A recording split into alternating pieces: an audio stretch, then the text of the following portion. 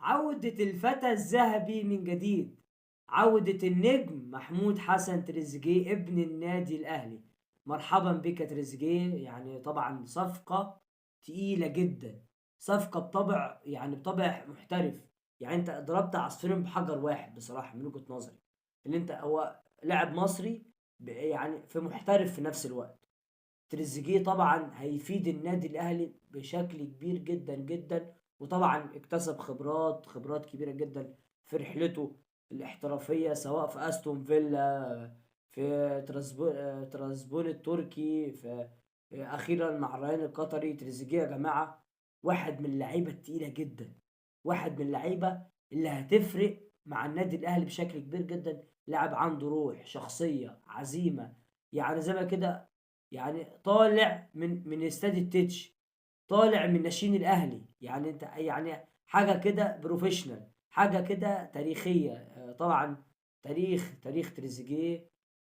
نتمنى له طبعا التوفيق مع النادي الاهلي خلال الفتره المقبله. بصراحه يعني صفقه جامده. الاهلي اعلن عنها طبعا في فيديو جميل كده بصراحه امبارح. فيديو شعبي كده، حاجة حلوة بصراحة. فيديو عجبني بصراحة من وجهة نظري. وطبعا الأهلي أعلن أيضا عن سيحة صلاح اليوم، حارس مرمى المعار لحرس الحدود وحارس مرمى المقاولين العرب. أعلن عنه النادي الأهلي خاصة بعد رحيل حمزة علاء. وطبعا الأهلي رجع حمدي فتحي برضو على سبيل الإعارة. حتى الآن يعني ثلاث عناصر جم من النادي الأهلي حتى لحد دلوقتي: تريزيجيه، حمدي فتحي، سيحة. وعودة طبعا اليو ديانج، بس لسه ما نزلش التمرين لحد دلوقتي يعني.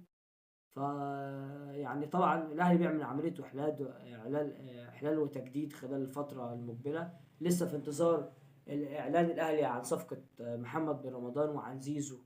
لسه في صفقتين، ومش عارفين يعني هيبقى في مهاجم، في مدافعين طبعا جايين النادي الاهلي بشكل كبير جدا خلال الفتره القادمه، خاصه بعد رحيل طبعا الاسطوره علي معلول والاسطوره عامر السوليه بعد تاريخ وسنوات. ويعني حاجة بصراحة 9 سنين يا جماعة من المجد والإنجازات. فبصراحة أنا يعني صفقة تريزيجيه دي بالتحديد، لا صفقة تقيلة جدا جدا.